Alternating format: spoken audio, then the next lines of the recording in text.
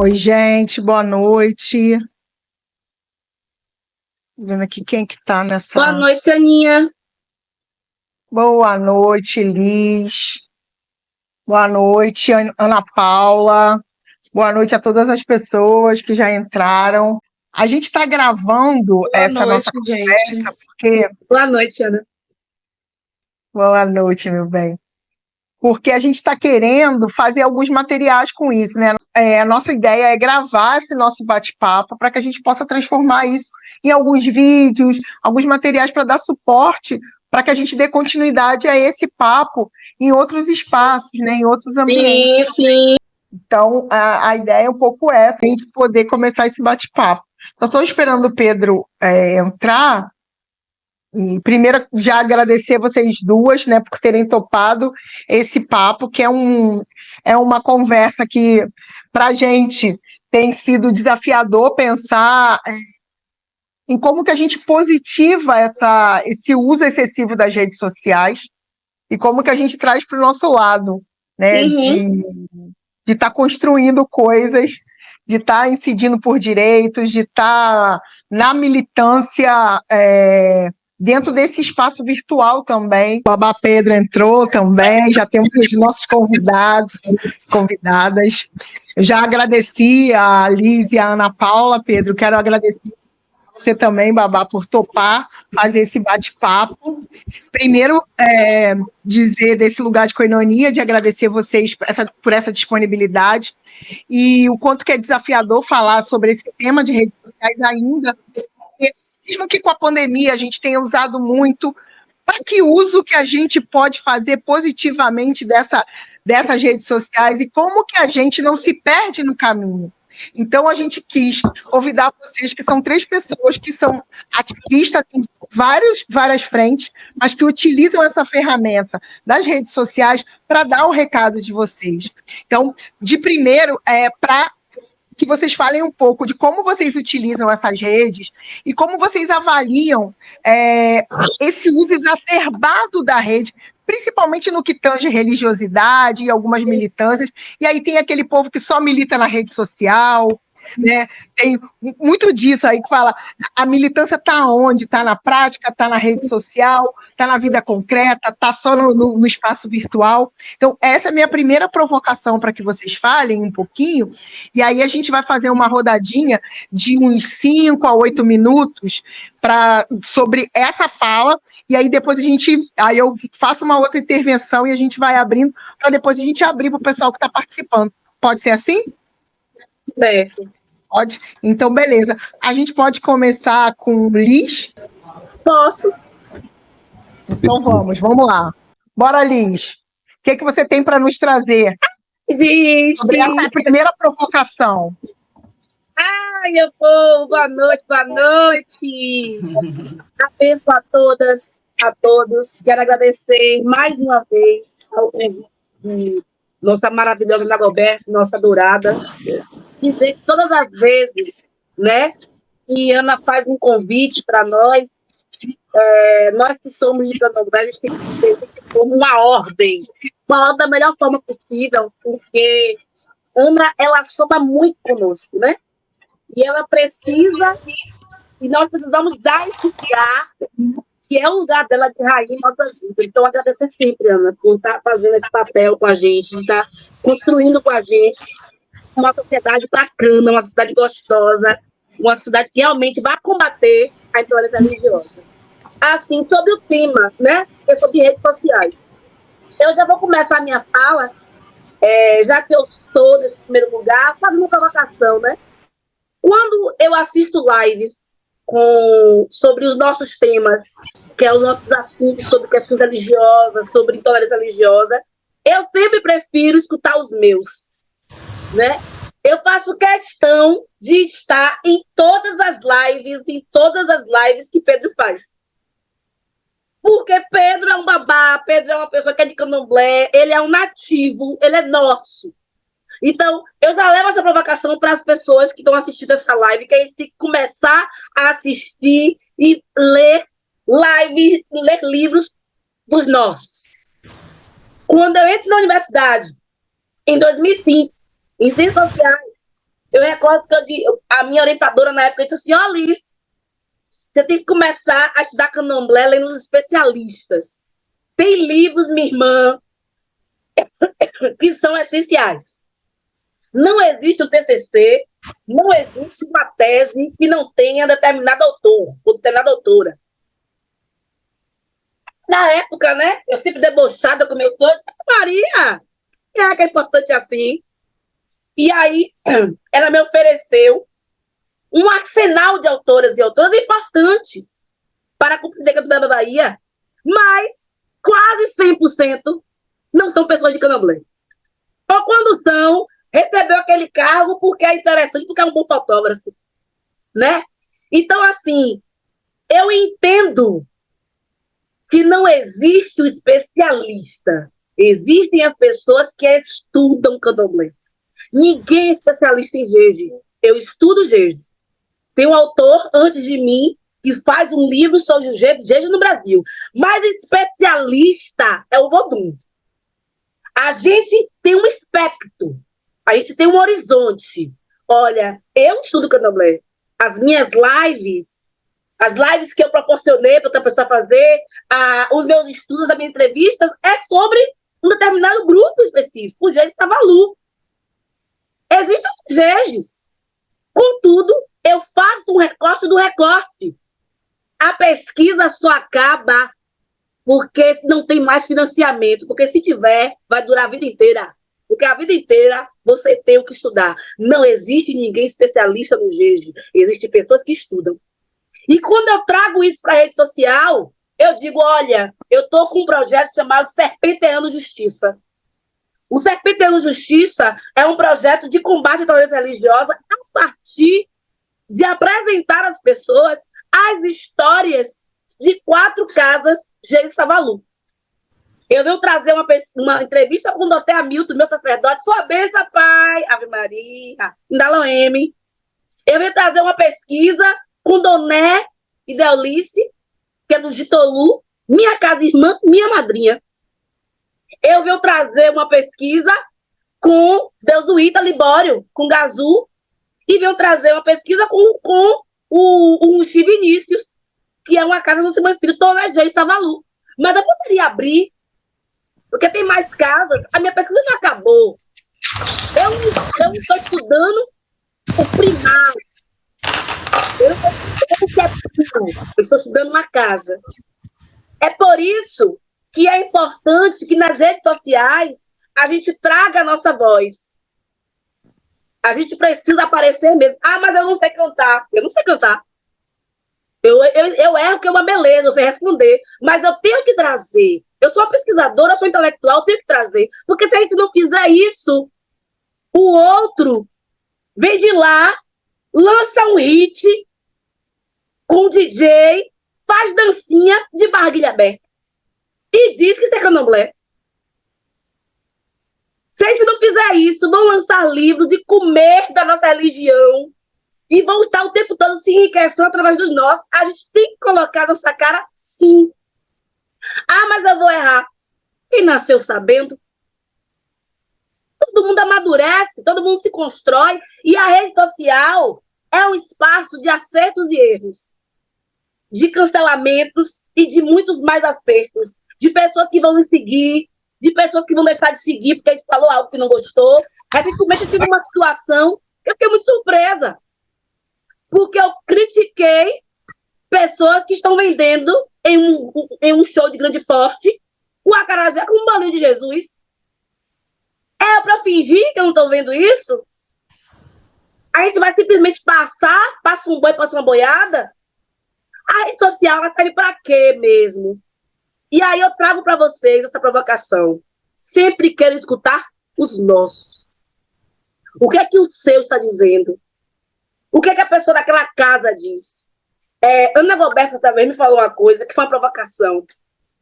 Que isso me fez ficar muito tempo pensando, meu Deus, como é que eu tento mudar isso ou não mudar e seguir uma outra água? Porque a gente é água, né? A gente vai se...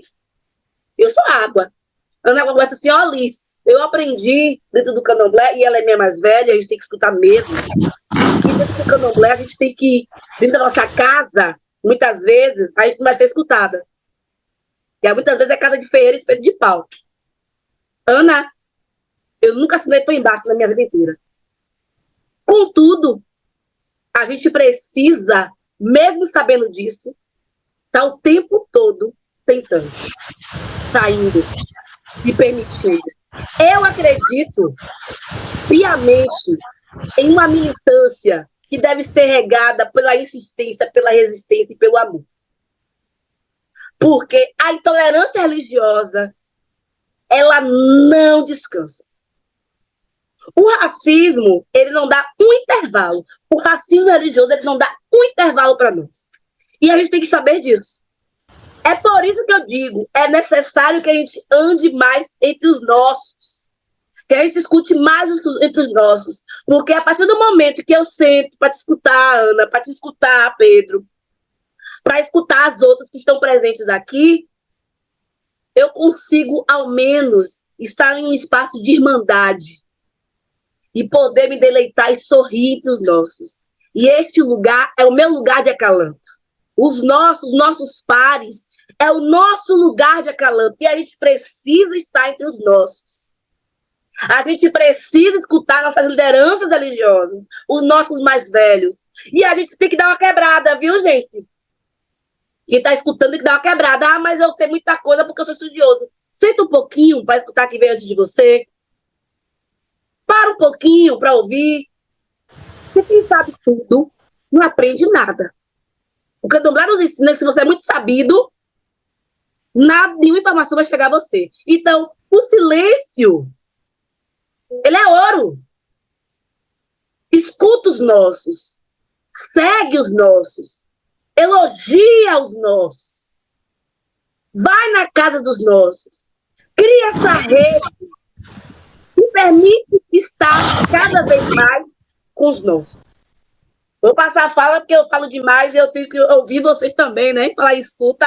Olha aqui. É a nossa primeira rodada. E essa coisa da gente se ouvir, né, da gente enaltecer os nossos, da gente reconhecer e transformar como referência o que a gente tem produzido. Eu acho que quando você fala isso, Liz, você coloca isso de uma forma muito contundente. A gente precisa criar novas referências, porque a academia chega para a gente o tempo todo para dizer que a referência são os brancos que os brancos estão produzindo. E se a gente não fizer referência ao que você está fazendo, o que a Ana Paula está fazendo, o que o Pedro faz, o que a Joyce faz, o que a Aline faz, a gente vai continuar não sendo referência. Mas a gente pode se tornar referência a partir de uma mudança de quem vai ser o referencial das próximas pesquisas. Bom, vamos ouvir o Pedro agora e depois a gente ouve a Ana Paula ainda sobre essa temática dessa primeira provocação, e aí eu já vou aqui bolando a segunda parte da rodada para poder abrir depois para o povo. Vai, Babá. Iniciar dizendo que eu ficaria aqui a noite toda ouvindo Liz falar, porque ela sempre é muito assertiva quando abre a boca e nos brinda com falas maravilhosas como essa. Boa noite a todos. Eu sou Babá Pedro Mendes, Tafarobé, sacerdote do Ilê Axé Oladeji, que fica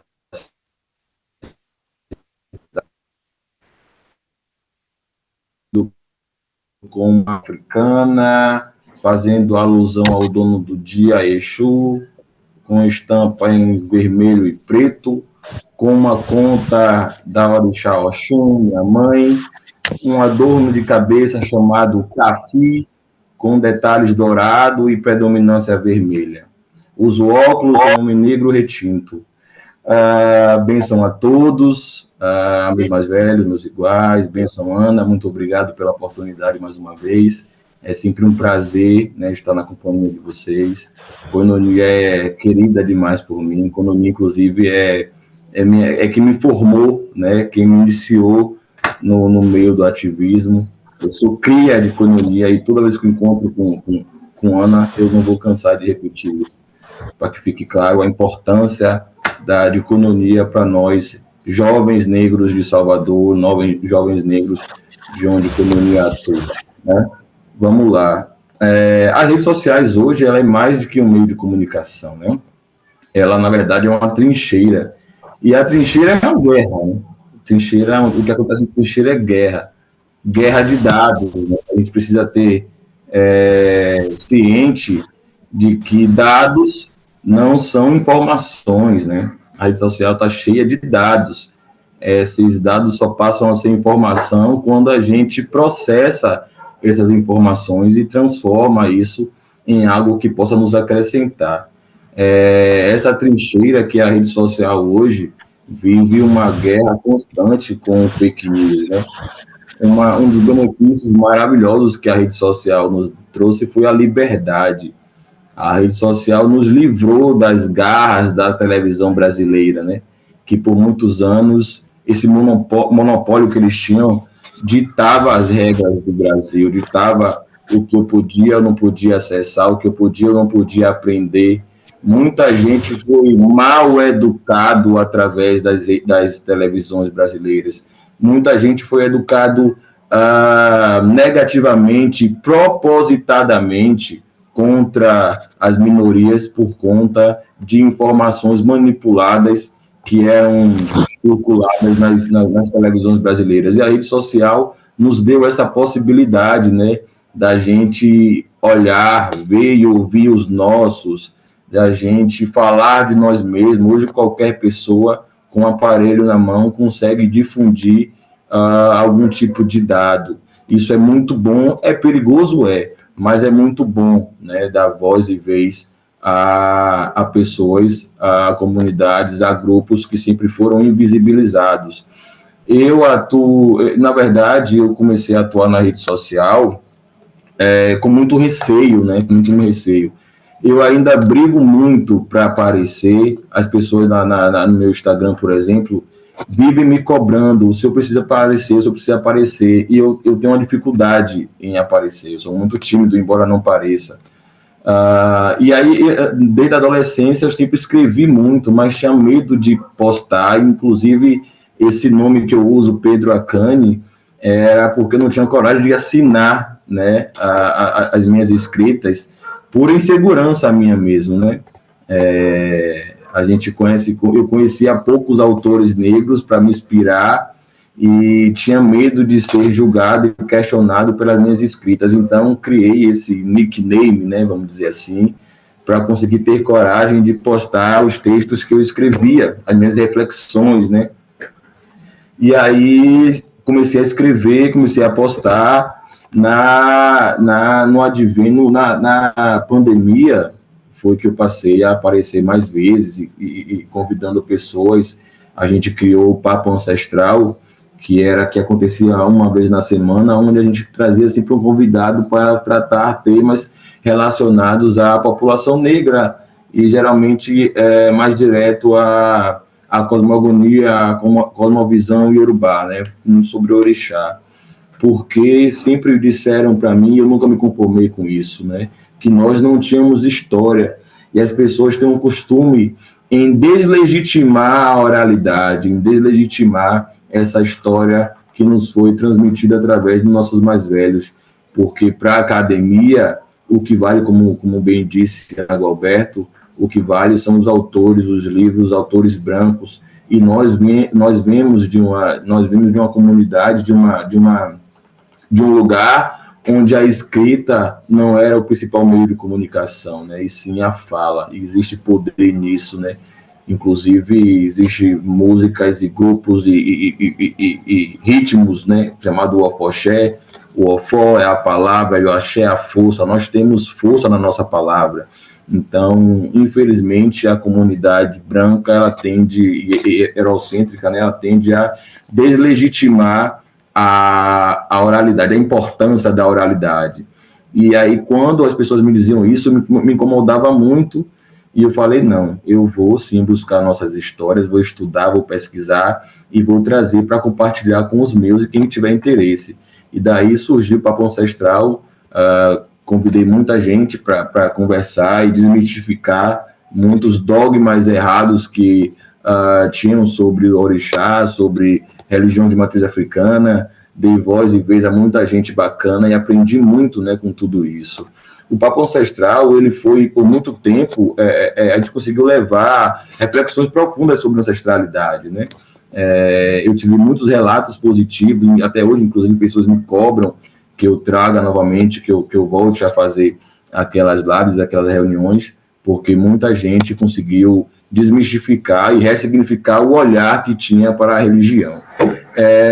Dentro disso, é importante dizer também que a gente precisa ter responsabilidade com o uso dessa ferramenta, né? Porque tem pessoas que levam ao pé da letra tudo que a gente coloca aqui. Então, vide aí o último presidente que nós tivemos, que conseguiu alcançar o nível que alcançou através das redes sociais, só propagando desinformação.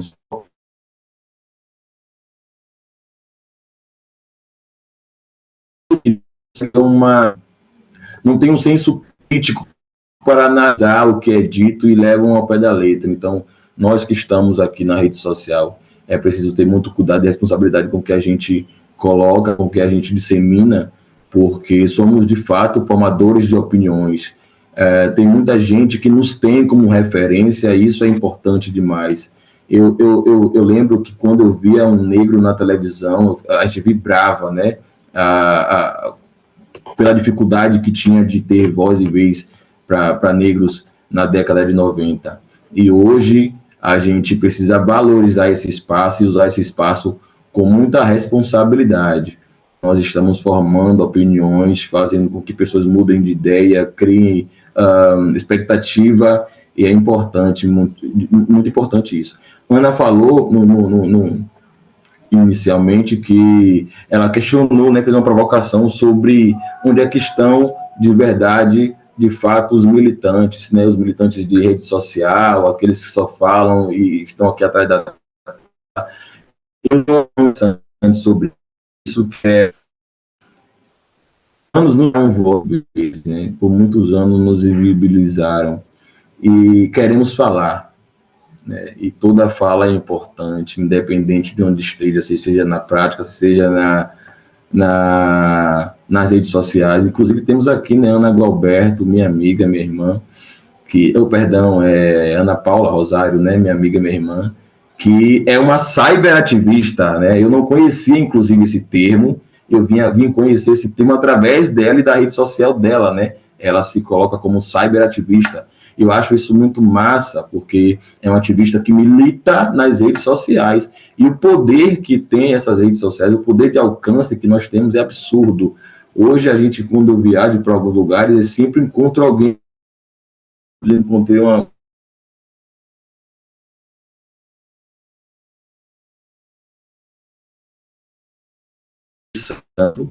E faleceu. Ela tem medo, ela tinha medo de voltar a frequentar outras casas, porque várias histórias que ela ouvia.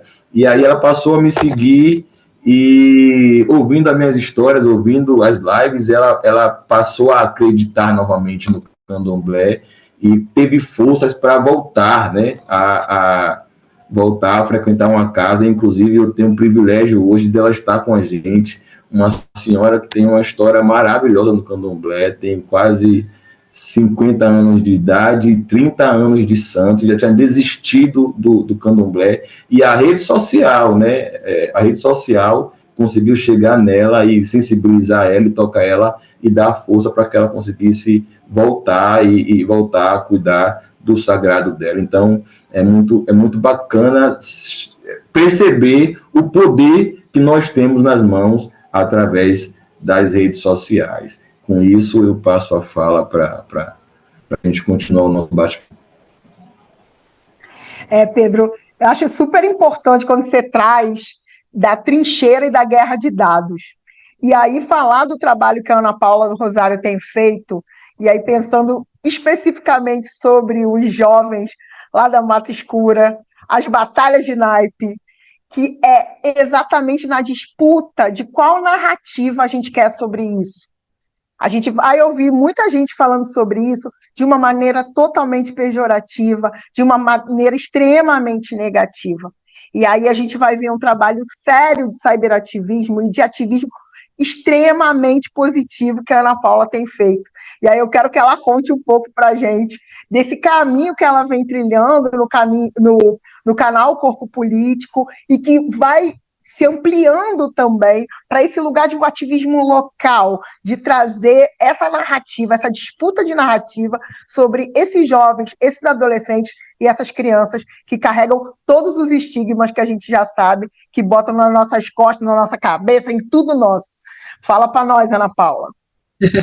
Oi, gente, boa noite. Eu sou Ana Paula Rosário, né, mais conhecida como Corpo Político.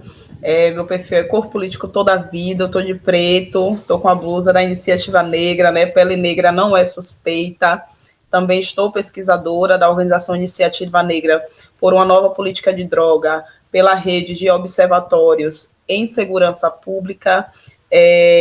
O Corpo Político tem esse nome, Corpo Político, né, foi criado em 2019, muito por eu ter essa ânsia de falar do lugar político que eu pertencia, né, sou ativista desde os 16 anos e inicio esse ativismo aqui na Mata Escura, a partir da organização Acopamec, né, que é a associação das comunidades de Mata Escura e Calabetão.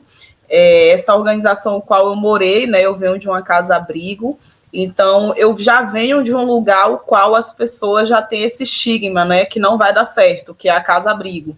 Então a gente já sai da casa-abrigo, na verdade a gente já entra e sai com esse desafio, né, de construir as nossas histórias, as nossas narrativas a partir do nosso lugar. Quando eu me intitulo Corpo Político, é porque eu entendo que o nosso território, a nossa cultura, a nossa maneira de dançar, a nossa maneira de falar, de se vestir, tudo isso, né, diz da gente e é a imagem, é o imaginário das pessoas quando a gente chega em qualquer lugar.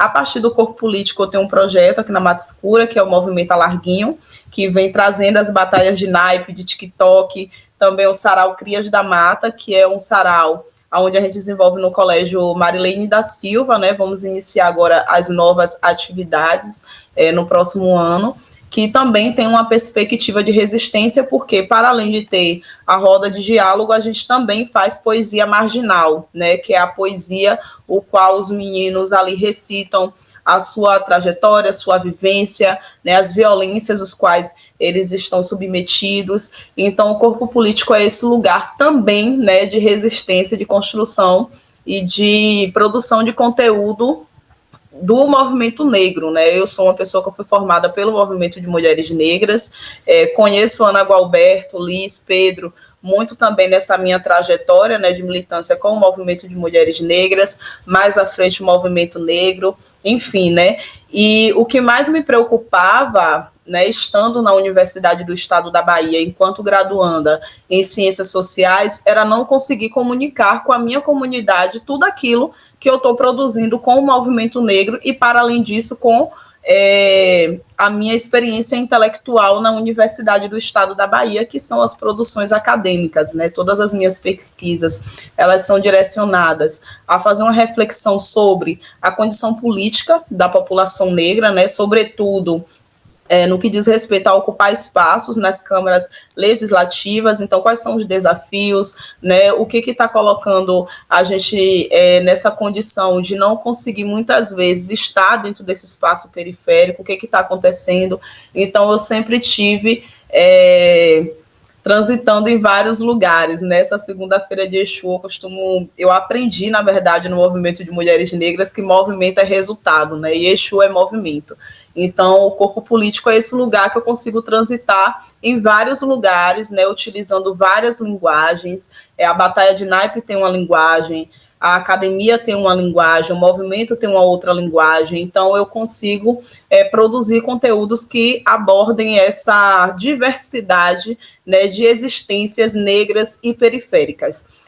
A batalha de naipe, né, com certeza é esse lugar que hoje eu vi o Correio postou uma matéria, né, estão sexualizando as crianças, né, as músicas e tal, e eu penso muito que antes do Estado ou da mídia ou de qualquer um outro grupo social fazer uma crítica sobre a letra da música, né, deveriam pensar em como mudar essas realidades, né, na garantia de direitos, na garantia de acessos econômicos, educacionais, culturais, para que essas músicas também pudessem mudar, porque o que a maioria dos jovens negros que cantam pagodão, sobretudo pagodão periférico que tocam nos paredões, eles cantam as realidades deles, né? E a gente não pode esvaziar isso de uma maneira onde coloque somente desse lugar negativo. Até porque, vindo de uma organização, né, que se discute política sobre drogas, eu preciso também pensar como transitar nesse espaço para que a gente possa falar sobre redução de danos, para que a gente possa falar sobre, enfim, né, o uso da rede social para mudar a vida das crianças, dos adolescentes, se inserindo nesses espaços também, a gente pode levar o pensamento do movimento negro, das mulheres negras, porque eu acredito que essas pessoas são as que mais precisam ter acesso e também se apropriar, né, desse nosso, para além de discurso, projeto político de sociedade. Né? Nós estamos nesse movimento de mudar a sociedade, mas aqui a gente precisa, assim, na minha visão, enquanto corpo político toda a vida, que a gente precisa, de fato, estar dentro das periferias para que as pessoas elas entendam que existem outras formas, né, de se construir. Então, não é surpresa para mim, né, que a batalha de naipe ou qualquer uma outra batalha ela seja julgada desse lugar negativo, porque tudo que vem da comunidade, tudo que vem da periferia, né, tudo que vem de movimento periférico sim, criminalizado, estereotipado, vulnerabilizado, porque, querendo ou não, o país tem essa ideologia de que tudo que vem, né, desse espaço, desse território, é ruim. E é por isso que eu digo que o meu corpo é político, porque ele consegue interferir e participar das organizações culturais, das organizações beneficentes, né? A Mata Escura tem muitas ações, agora mesmo a gente vai entrar com o Natal Sem Fome, que é uma organização dos moradores aqui do bairro, né? Natal Sem Fome, quem tem fome tem pressa, então são muitos jovens envolvidos, são muitas pessoas do bairro envolvidas, Dia das Crianças, a mesma coisa. Então, a mesma forma, né? Ao mesmo tempo que tem a batalha de naipe, também tem outras articulações, também tem outras potências, né? Minha lente tinha quebrado da minha câmera, vai chegar agora, graças a Jah, para que a gente possa também estar produzindo outros conteúdos, né? Eu produzo conteúdo em paredão, eu produzo conteúdo aqui também nas ligas, né, nas copas, nos campeonatos de futebol. O bairro tem muito time bom aqui, tem muito jovem que joga. Então, o esporte, a cultura, né, as atividades e ações comunitárias conseguem chegar, muitas vezes, aonde o Estado não consegue. E nós, enquanto movimento, né, sobretudo pessoas que estão dentro da periferia, morando dentro da periferia, precisamos nos apropriar dessas linguagens e estar lá, porque quando eu pego o microfone para apresentar a batalha de naipe, eu não estou ali só fazendo uma batalha de naipe, eu estou ali levando uma mensagem também para que esses jovens eles se apropriem disso. Então é importante, e é isso, eu vou passar para vocês, para que mais na frente a gente possa estar trocando uma ideia, mas eu acredito muito, né, que esse movimento periférico comunitário e que a nossa participação enquanto movimento negro e social, porque eu digo que eu sou cyberativista, né, porque eu estou na internet, mas eu também estou fazendo ativismo, eu também estou fazendo disputa, eu também estou atuando dentro da periferia, dentro da universidade, dentro do movimento negro, dentro do que me chamar eu vou, porque eu acho que a gente precisa, de fato, passar e também, popularizar, né, o nosso discurso, a nossa mensagem, o nosso pensamento, para que os pensamentos, como o Pedro muito trouxe, né, de fake news, né, de mensagens de pessoas que são maldosas, de pessoas que estão aí na direita, de pessoas que estão jogando contra a gente, não ganhem força. Então é isso. E estamos por aqui.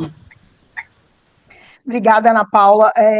Acho que é fundamental quando você traz essa coisa da entrada de outras linguagens nesses espaços que muitas vezes a gente, quanto os militantes que estão fazendo marcha, tal, a gente não vai para disputar fazer uma apresentação, por exemplo, de uma batalha de naipe e trazer a nossa mensagem. Acho que isso é um desafio enorme da gente criar novas linguagens e outros formatos para levar o conteúdo, né? Porque acaba que é isso, a gente cria um grande abismo entre um grupo e outro, e aí a gente não consegue dialogar, a gente não consegue ser entendido, e a gente também não consegue entender. Eu acho que um desafio muito grande que você traz e que você transita com esse corpo político, com a sua ação, em diversos espaços, com linguagens bem diversas. Eu acho que isso é um aprendizado interessante e uma coisa que a gente pode pensar mais à frente de como que a gente pode partilhar um pouco mais da criação de metodologias. Porque cada um de vocês foi desenvolvendo ao longo do seu trabalho metodologias de incidência, metodologias para ter os seus seguidores e as pessoas que estão acompanhando vocês, que estão usando vocês como referência, que estão acreditando no que vocês dizem, porque é isso, né? Quando a gente se torna referência para alguém, a gente é um canal onde a pessoa escuta uma coisa e ela confia no que ela disse. Por que a gente tem tantos espaços que espalham fake news? Normalmente eles vêm de lugares que as pessoas confiam quanto seguro. É o grupo da igreja, é o grupo de referência de algum lugar, né? A pessoa tem aquele lugar como um lugar seguro. Então, aquela pessoa que está falando é uma pessoa que eu vou considerar, né? Eu vou trazer o que o Babá Pedro diz vai me mexer porque eu vou acreditar no que ele diz. E isso é a verdadeira incidência. Eu queria que vocês falassem um pouquinho, antes, a Karina já falou que quer conhecer mais do projeto de Ana Paula, e aí depois pode já acompanhar o canal e falar com a Ana Paula. A Ana Paula já colocou os arrobas aí para a Karina, mas para as outras pessoas também. Mas queria que vocês comentassem um pouco sobre a coisa das metodologias. Como é que foi isso? Foi experimentação e erro? Foi um dia eu acordei e tive uma grande ideia? Foi o quê? Eu me inspirei em alguém? Como é que foi esse negócio? Vamos começar com o Pedro e aí a gente vai dançando um pouquinho para a gente conhecer um pouquinho dessas metodologias que vocês estão aí criando e recriando cotidianamente. Bom, foi o que me levou, o que me incentivou, foi a ociosidade e o afastamento, o distanciamento que a pandemia causou, né? Durante a pandemia, precisamos ficar afastados de corpos, né? O contato era muito difícil, e eu pensei em como utilizar esse tempo ocioso de uma forma produtiva, né? De como conseguir levar informação, de como conseguir compartilhar minhas reflexões com quem quisesse escutar, ler, ouvir. E aí iniciei na internet, muito timidamente ainda, né, com muita dificuldade. Até hoje eu tenho dificuldade de aparecer.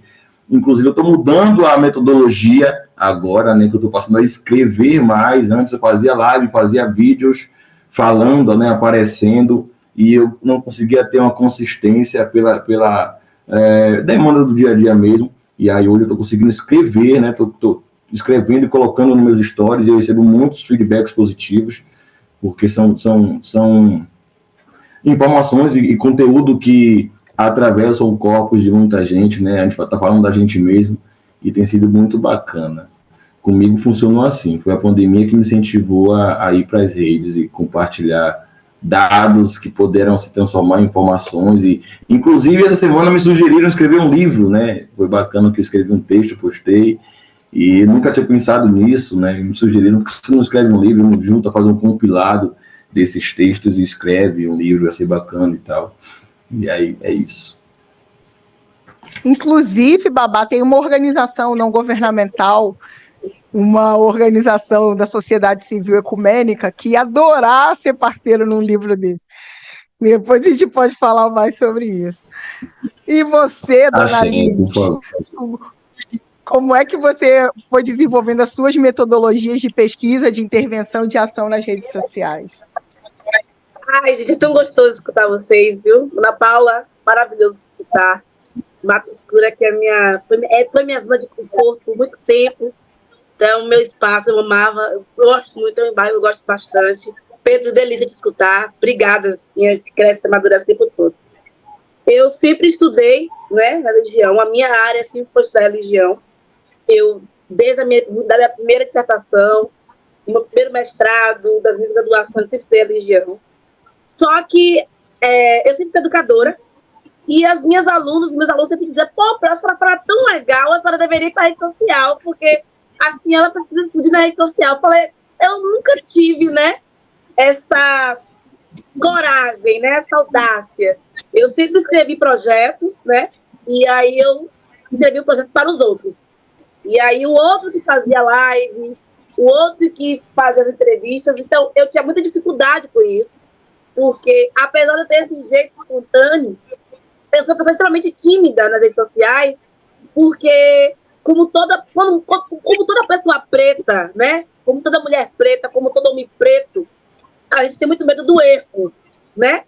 E nós sabemos que a gente é 10, mas se a gente for 9, as pessoas vão lembrar do 1 que a gente errou.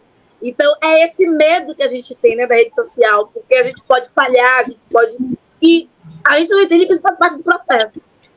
E aí, no decorrer, eu fui estimulada por muitas pessoas, né? Eu fui estimulada por muitas mulheres, meus alunos, meus colegas. E aí eu disse assim, eu acho que é o momento de eu entender que eu estou numa zona de conforto, por trás da câmera por muito tempo, mas eu tenho uma retórica, né? Eu tenho uma oratória, eu tenho uma expertise, eu tenho um estudo, eu tenho uma experiência. Não me falta argumento, não me falta conteúdo. O que está me faltando, na verdade, é dar esse passo. E aí, ao escrever o Serpenteando Justiça, eu disse assim, gente, o que é o jeito de Savalu? Né? Quando eu assisti mesmo o filme A Mulher Rei, porque o filme A Mulher Rei é especificamente Iudá, que é a religião do jeito Savalu. Aquelas mulheres eram o jeito Savalu. E eu queria estudar mais sobre Goshimeia, eu queria entender essa mulher. E eu buscava leitura, e buscava livros, e buscava pessoas, e eu percebia que ainda não é muito rico nessa área. E o que a gente tem ainda é de homem branco europeu, homens brancos brasileiros e baianos, mas falta a nossa escrita. Eu disse, então, bora, né? Se é para sentar do lado do branco, no ônibus, para dizer que vai começar um novo movimento de apartheid, então bora, né? Bora. Se é para ser a Rosa Parks, bora sentar. Porque tudo começa nesse primeiro passo. A gente começa nesse primeiro passo. Ana Paula teve que dar o primeiro passo em algum momento. Pedro teve que dar, eu teve que dar. A gente teve que dar. O que é certo é que ninguém aqui está na zona de conforto. Porque se estivéssemos na zona de conforto, estaríamos assistindo novela tomando um chá quente. A gente não está na zona de conforto.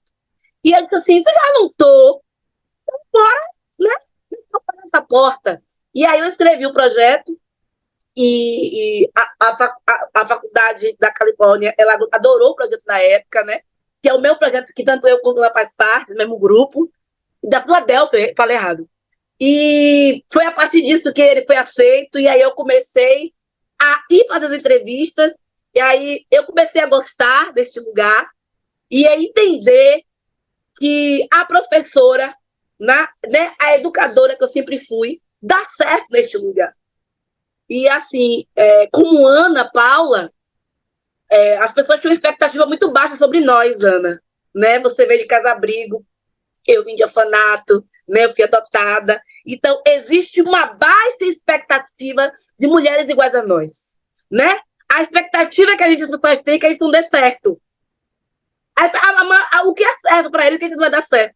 Então, a gente extrapola várias vezes, né? A gente burla esses sistemas várias vezes.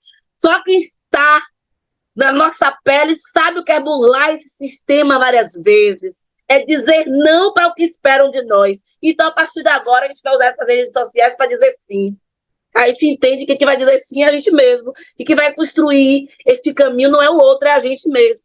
E aí, a partir do Serpenteando Justiça, eu fui nas casas, mesmo sendo vodunce, né? Eu nem falei sobre isso, eu sou vodunce do Rupam Savalu Vodunzô, e eu sou uma Yanifá, né? Eu sou Ifadoim Oriadê, eu sou uma Yanifá de Ifá, mas eu estou nesse lugar, indo para o terreiro de Candomblé como a vodunce, então, hierarquicamente, eu sei meu lugar como vodunce, que é o lugar do banco, mas naquele momento estou na cadeira, porque eu estou como pesquisadora, e branco, que é a Bian, sem uma água de batata, na cadeira, não vai ser eu que não vou sentar. Eu recebi minha água de batata. Então, sentei na minha cadeira, fiz minha pose, câmera e ação. E aí as entrevistas eram todas semi-estruturadas, mas eu permitia que tivesse uma leveza. Com o meu sacerdote, então, eu fiquei tensa, porque a gente ficava aquele medo, né, que você não vai vir, você não vai vir, o outro não vai vir, não vai vir. Não veio, papai entendeu que era trabalho, que eu estava na mesma altura, porque era trabalho, não era de deboche, não era desrespeito. E nas outras casas também foi entendido isso, e virou esses 4 documentários que estão no YouTube, porque eu sou a favor da linha arte visual. Eu acho que nós precisamos dominar a arte visual, né? Ir mesmo para a cena, fazer as entrevistas, fazer vídeos, documentários. Eu sou apaixonada por documentários, porque é documentário que fica na minha vida. O primeiro documentário que eu assisti, que marcou a minha vida, foi sobre a mulher branca, que foi sobre Ruth Landes, Cidade das Mulheres. Aquele documentário marca a minha vida. E a partir disso eu fico pensando como é que eu entro nessa arte também, porque é uma arte que eu sou apaixonada. E assim, a gente precisa fazer o que a gente ama. Eu gosto da arte visual, eu tenho uma boa estética, eu tenho uma boa oratória, eu tenho uma boa performance, e a gente tem que saber os atributos que a gente tem. A gente tem que saber. Todo mundo sabe que o lugar que Pedro chega, ele vai ter uma postura, porque como bom filho de Loguedé, ele tem uma estética que é apreciada. Não, meu irmão. Ele chegou, a galera... Olha o brilho. Olha o brilho. Então, assim, é uma coisa que tem que usar na rede social. Todo mundo sabe que a Ana Paula tem um porte, uma história, uma estrutura, um caminho. Vambora! É hora de usar isso ao nosso favor. Porque antes, nós éramos os objetos de pesquisa. Eu seria entrevistada com roupa de ração que estava no banquinho. Minha irmã, você está aqui no banquinho para saber como é que a sua como é que você é, como é a sua história de vida. Eu ali me acabando, porque a gente sabe que Vodun se acaba no terreiro de Candomblé, que a gente de Candomblé não é espaço de descanso. Se você quer descansar depois da festa, e olhe lá, porque tem as panelinhas ali para lavar. Então, assim, ia me entrevistar. E chegou o momento de a gente entender que a entrevista é nossa. E eu ainda tenho mais vontade, sim, de estar alavancando, de estar indo para campo de novo, de estar entrevistando de novo, porque eu entendo que a rede social, ela usa de um termo chamado dromocracia. O que é a dromocracia? É essa velocidade que a informação chega. A informação na rede social, ela chega em um espaço-tempo que a gente não tem dimensão. As pessoas me conhecem e eu não as conheço. Eu sou simpática com todo mundo, que a gente não sabe ficar se batendo, mas as pessoas nos conhecem, as pessoas nos seguem, as pessoas nos têm como uma referência. E a gente não pode parar. Não dá para começar e parar. A gente sempre tem que estar fazendo algo para alavancar a nossa luta. Primeiro que as coisas não estão paradas e a gente também não pode parar. Então, eu compreendo que usar a rede social ao nosso favor é também usar os nossos atributos que nós temos. Tanto estético, quanto intelectual, quanto história de vida. E a gente tem que usar tudo isso a nosso favor. Simbora! Vá, Pedrinho! Isso é mesmo. Eu acho fantástico quando você fala de reconhecer nossos atributos. Acho que isso é um exercício que a gente precisa fazer cotidianamente, de reconhecer quem nós somos, as nossas capacidades, nos elogiar. A gente precisa se elogiar. Pô, isso aqui que eu fiz ficou muito bom e ficou muito bom mesmo. Porque eu sou boa, porque eu sei fazer. E eu estou nesse lugar porque eu mereço estar e porque eu posso estar. Que eu conquistei isso. Eu acho que isso é fundamental, e isso é importante demais quando você traz isso, Liz, porque é uma puxada de orelha para que a gente faça isso mesmo. Chega de dizerem para a gente o que a gente é. A gente vai dizer quem nós somos e a gente vai reconhecer também os nossos valores. Acho que isso é fantástico, isso é fundamental. Paulinha, diga para nós aí sobre as suas metodologias. Sobre as suas metodologias. Bom, as metodologias, né, do corpo político, Pedro acompanhou no início, inclusive participei, né, do Papo Ancestral também, é muito usada a nossa linguagem, né? Quando esse canal ele foi criado, foi muito nessa perspectiva, Ana, de nos colocar em um lugar positivo a partir da nossa linguagem, né? Quando eu comecei a me apropriar das leituras produzidas por mulheres negras, por homens negros, né? A Lélia Gonzalez, ela fala muito do português. Então, eu fui me apropriando dessas leituras e percebendo também esse vácuo nessa construção positiva, né, do que é ser periférico. Então, uma das campanhas que eu fiz, né, na eleição, que foi o voto em mulher preta, foi justamente para que as pessoas da comunidade vissem e perguntassem assim, oxe, o que é isso, mulher? Porque quando a gente se comunica na comunidade, e aí, mulher, eu falei, pronto, eu voto em mulher preta. Então, muita gente se apropriou dessa campanha a partir, né, da linguagem que ela foi usada. Teve também a batalha de TikTok, que se iniciou aqui, a gente começou trazendo, né, abordando consciência negra, né, Dia das Mulheres Negras, tudo tinha um tema, LGBT, e sempre a galera colou as mães, né, os jovens, os adolescentes, sempre abraçaram muito a ideia do Movimento Alarguinho, né, e o nome do projeto é Movimento Alarguinho, também muito nessa perspectiva de movimentar não só a localidade do Larguinho, mas também ideias, né, sonhos, pessoas. Então, a metodologia usada, né, para que esses projetos sejam desenvolvidos, tanto offline quanto online, é nessa perspectiva de se apropriar do nosso dialeto. E trazendo o nosso dialeto, né, o nordestinas. Quando eu fiz o conteúdo nordestinas, eu trouxe mulheres negras militantes. Então, quando fiz também o outro, né, Cria da Bahia, Meu Nordeste, que foi trazendo mulheres negras, cientistas sociais, né, as cientistas sociais para a cena. Então, era Cria da Bahia, Meu Nordeste. Enfim, eu vou sempre criando uma forma de se apropriar de um dialeto periférico para falar de algo político ou algo que esteja relacionado, né, à nossa vivência e à construção do nosso corpo enquanto território periférico. Então, o corpo político é esse lugar, assim, de que eu tento, né, eu estou sempre me apropriando dessa linguagem periférica para produzir algo que consiga chegar nas pessoas da comunidade, nas pessoas da academia, né? É importante dizer que existem muitos jovens periféricos dentro do espaço acadêmico e que a gente precisa também, né, se apropriar desses corpos, porque muitas vezes eu me senti solta, né? Inclusive esse canal ele nasce de uma necessidade de falar, né? De falar desse projeto político, de sociedade, do movimento negro, de falar desse corpo negro, de falar dessas atuações diversas que envolvem as nossas existências. Então, eu tenho muito essa metodologia territorialista, né, de se apropriar mesmo da linguagem do território, da organização do território. Nós fizemos uma roda de diálogo aqui, que foi Eu Sou Sapatão e Sou de Favela, porque a palavra sapatão na favela, como viado, também são palavras que muitas vezes as pessoas se comunicam assim para bissexual, né, gilete. Então, eu estou sempre tentando me apropriar do linguajar da comunidade para que a gente possa produzir algo que consiga transitar e que consiga comunicar com as pessoas. A minha preocupação maior sempre é essa, né? A comunicação, como isso chega. E aqui, Liz, eu digo muito, né? Quem tem luz própria até no escuro brilha. Esse é o meu slogan. Mas, antes de tudo, o slogan do corpo político é transformando olhares, hackeando mentes, né? Porque eu já venho dessa cultura de participar de algumas oficinas de comunicação, né? E também no Preta Hackers, enfim, né?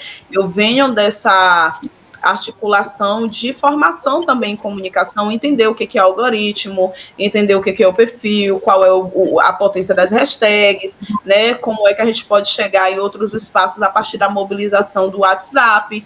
Então, foi esse lugar também de fazer um planejamento e tentar entender. Hoje, óbvio que com a sobrecarga de várias produções, porque eu faço muitas coisas, e também porque eu estava sem lente, eu acabei dando uma pausazinha, assim, né, nas coisas, na questão da produção do vídeo. Agora mesmo a gente está, né, com um projeto aqui no bairro que é de fazer um documentário sobre as memórias de Mata Escura, né? Dona Creuza mesmo, que é Dona Creuza Oliveira, que é do coletivo de mulheres trabalhadoras domésticas, que foi quem fez aí uma revolução no Brasil, conquistando, né, esse lugar do direito das trabalhadoras domésticas. Ela mora aqui na rua de cima da minha casa, né? E as pessoas, muitas vezes, no bairro não têm ideia de que Dona Creuza, que hoje as nossas mães, né, que eram empregadas domésticas, são consideradas trabalhadoras domésticas, que conquistaram seus direitos, mora no nosso bairro, né, tá aqui no Fantástico, passa em vários lugares, mas muitas vezes não se tem apropriação da história dessas pessoas. Então, a gente vai estar fazendo isso agora a partir da produção minha e de outros jovens aqui do bairro, né? Então, é muito nessa perspectiva, assim, do que a gente pode explorar também. A gente tem vencedor aqui de MMA mundial, ganhou Olimpíada e tudo, e mora aqui na Rocinha. Então, assim, se aproveitar das potências que se tem dentro da nossa periferia, né, para que não morra na ideia de que o bairro só tem tráfico, só tem violência, só tem morte, né? Eu participei agora de uma pesquisa, que o nome da pesquisa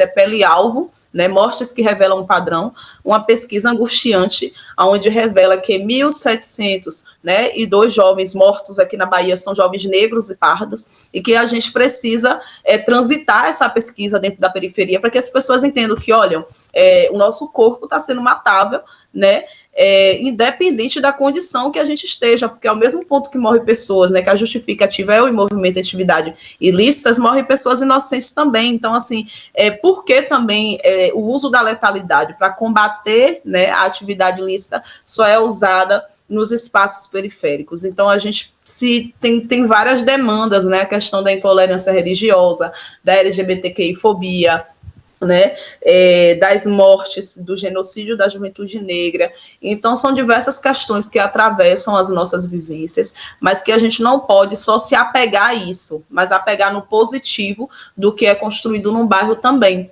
Né? Aqui a gente tem o Bate-Folha, que é um terreiro centenário, que é um terreiro que é tombado como patrimônio cultural histórico da Bahia, né, e que também abre o terreiro nas suas festas, alimenta a comunidade. Então, nós temos uma participação comunitária muito diversa aqui, né? Temos também gente da igreja que também fortalece alguns projetos, nem todo mundo, né, vem de má fé. Então, a minha metodologia é entrar onde eu posso entrar e se apropriar do dialeto que é produzido ali onde eu estou entrando, no território que eu estou entrando. É isso.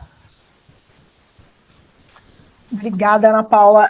Acho fantástico toda essa referência que você está mapeando de potências, né? E da gente perceber o quanto cada um de vocês, cada uma de vocês, a partir da sua expertise, de reconhecer suas potências, a gente vai e se vê nesse lugar de incidir sobre os nossos, de produzir os nossos, de transcender os espaços que, teoricamente, colocam para que a gente não pudesse transpor, né, que seriam limites. Eu queria destacar aqui que a gente tem algumas pessoas que estão aqui nos ouvindo e que também utilizam muito suas redes sociais para darem seu recado. A Pedrina Belém, que é da comunidade de Jatimane, de Nilo Peçanha, que é minha colega de trabalho, agora da equipe de Koinonia, é uma que atua muito fortemente nas redes sociais. A Jéssica Barreto, nossa empresária do GT de mobilização, que utiliza também as redes sociais com a Danda Caiá, dando o seu recado. Então, são diversas formas de uso das redes sociais e que, se a gente for olhar aqui, cada um e cada uma de nós somos potenciais ativistas e cyberativistas, e que a gente pode pensar, inclusive, num plano conjunto para como que a gente vai usar melhor as nossas redes sociais, como que a gente vai usar melhor esses espaços que a gente está transitando. Eu estou vendo aqui que é o Dr. Hamilton que está online. Eu acho que é ele mesmo. Entrou. É meu pai, meu amor. Meu pai tá aqui, meu pai tá aqui. Te amo, Dotezinho. Bênção. Aline, que é professora, que está aí também no ativismo da educação. A Yá Joyce, que também tem as redes sociais, e que a gente pode pensar como é que a gente explora e potencializa o que a gente já tem. Nós somos potência, e quando a gente se junta, é muito mais potência. Eu vou passar já para o Babá Pedro, que levantou a mão, mas a gente já está chegando a quase 1 hora dessa nosso bate-papo. Quero dar um recado rapidamente. A gente, quanto Koinonia, aceitou uma provocação no encontro que a gente fez em abril, onde o pessoal provocou, falou assim, poxa, a Koinonia não tem mais chamado, convidado para ação de juventude, blá, blá, blá, blá, blá, blá. Falaram várias coisas e a gente é de escutar, né? E aí a gente remontou um grupo de jovens mais peronomútios, mas que passaram pelas atividades de koinonia e que estão dentro dos seus espaços, principalmente dos espaços religiosos, atuando como formadores, como potenciais formadores. E a gente convidou para que a gente trocasse uma ideia e pensasse coisas para a gente fazer junto. Esse nosso encontro aqui é uma dessas coisas, esse fui eu que propus, porque esse tema é um tema que saiu para a gente, mas eu falei, vamos fazer um primeiro online e tal, mas a nossa proposta é fazer um encontro presencial no ano que vem, reunindo entre 50 e 60 jovens, né, de diversas pertenças, mas que a gente possa pensar o que a gente pode fazer junto, aonde a gente converge, aonde que a gente converge, aonde a gente se junta, e o que a gente pode se agrupar para trabalhar coletivamente. Então, esse espaço aqui é um espaço de troca de ideia, onde a gente vai fazer alguns produtos, mas que a gente vai ter outros momentos, mas que a gente tem esse encontro presencial já pensado para janeiro do ano que vem. Em breve a gente vai dar mais detalhes e pensar como que a gente vai organizar essa participação, para que a gente, juntas e juntos, a gente possa pensar para onde a gente quer caminhar junto, o que é possível a gente fazer a partir dessas nossas pertenças diversas e múltiplas. Diga, Babá. É só para acrescentar, né? A Liz falou sobre a ideia de valorização das nossas potências, nossos atributos, né? E aí, essa semana, eu encontrei no YouTube uma websérie que acontece nas favelas aqui de Salvador, eu acredito que possa ter em outros estados também, em outras cidades também, e eu fiquei maravilhado com a organização, com pouco recurso e com pouco equipamento, né? Com equipamento simples, e eles fazem webséries maravilhosas. Eu estou apaixonado, assim, estou vidrado. E aí é sobre a rede social, né, que dá essa visibilidade para a gente, né, nos tira das mãos das televisões, que por séculos contaram as nossas histórias com irresponsabilidade, né, contaram de qualquer jeito, manipulando, transformando, estigmatizando, demonizando, inclusive, a nossa cor, a nossa pele, a nossa cultura. E aí a rede social vem nesse movimento de nos dar voz e vez. Para além disso, tem um empoderamento também, empoderamento financeiro que a rede social nos possibilita. Eu tenho visto muitas mulheres empreendedoras conseguindo fazer joias, alimentos, comidas, bolos, etc., doces salgados, e vendendo através da rede social, né? É uma outra benefício que a rede social trouxe para a gente, a possibilidade de você romper barreiras geográficas e alcançar até o empoderamento financeiro através das redes, né? Eu estou maravilhoso. Procurem lá, gente. O autor, o diretor é o Peste. Eu não lembro agora o nome do canal, mas é uma websérie maravilhosa. O nome do diretor é o Peste. E são pessoas da comunidade. Tá vendo? São pessoas da comunidade mesmo, e eles mesmo que montam roteiro, figurino, é maravilhoso. Onde a gente teria essa possibilidade se não fosse o advento das redes sociais, né? Então, é mais um benefício que a rede social tem para a gente aí. Produções, potências, enxergar na gente capacidade, né? Quantos musicistas, leitores, escritores, né, que estão despontando aí através das redes sociais, porque antes não tinha espaço, os espaços eram negados para a gente, né? Sempre foi negado, se perderam aí no tempo por não ter tido oportunidade, e hoje basta um celular na mão e a gente consegue alcançar o mundo, né? Coloca depois a dica aí para todo mundo conhecer esse trabalho. Coloca lá no grupo que a gente vai divulgando, porque é importante que a gente partilhe dessas iniciativas.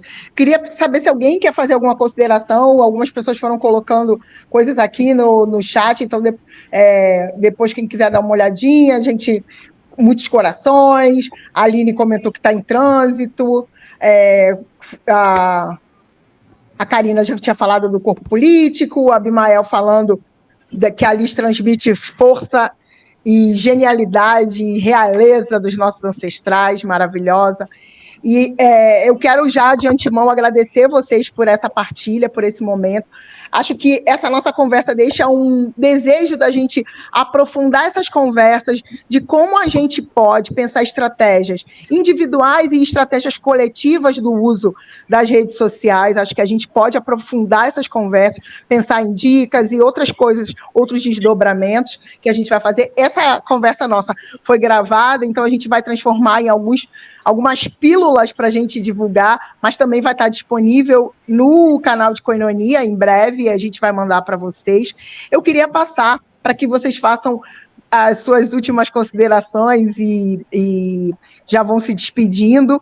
E, mais uma vez, agradecer pela pronta resposta, pela partilha, porque a gente cresce muito quando a gente se encontra, e eu acredito de verdade que é esse movimento que a gente precisa fazer, é se ouvir, fortalecer o trabalho um do outro, uma da outra, reconhecer esse espelho que nós somos, porque a gente está aqui com uma cambada de espelho, um olhando para o outro, uma olhando para a outra e aprendendo e se potencializando. Então, gratidão imensa a vocês, que Exu mesmo, que é o dono da comunicação, nos inspire hoje e sempre, e nos mantenha protegidas, como sempre, e nos mantenha em bons olhos, né, sob seus olhos. Então, vou passar para a gente fazer as nossas últimas considerações, vou começar com a Ana Paula, e a gente vai passando para a gente se despedir desse momento aqui com vocês. Obrigada. Eu que agradeço, né, a vocês pela possibilidade de participar do espaço. É sempre um prazer para mim, né, estar fazendo essas trocas, porque são trocas fortalecedoras. A gente vê que não está só, que não está produzindo um conteúdo solitário, né, mas sim um conteúdo coletivo. Óbvio que agradecer também a toda a minha comunidade por abraçar o projeto, né, meus projetos eles só são possíveis porque outros projetos me deram a abertura de produção de conteúdo, né, de memória sobre o nosso bairro.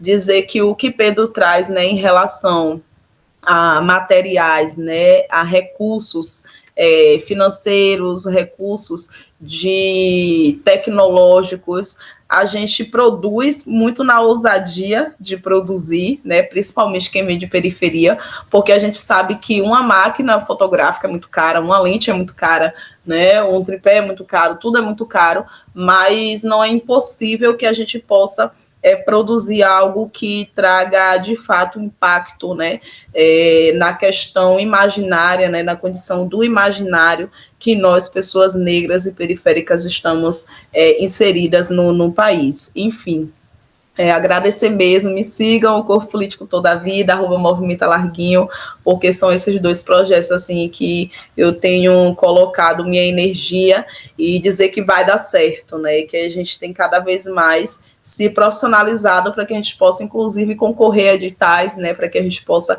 estar cada vez mais se potencializando enquanto projeto, né, enquanto família dentro do nosso bairro. É isso. Obrigada, Paulinha, querida, parceira do Movimento de Mulheres Pretas. A gente está aí se encontrando sempre, coladas na rede de mulheres negras.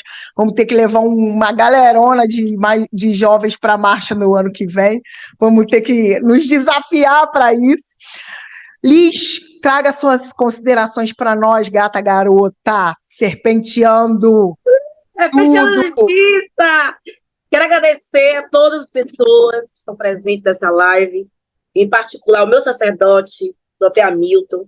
Para mim, isso tem um significado muito grande, né? Todo mundo aqui que é de Candomblé sabe da importância do seu sacerdote na sua vida, porque você nasce e renasce a partir desse sacerdote.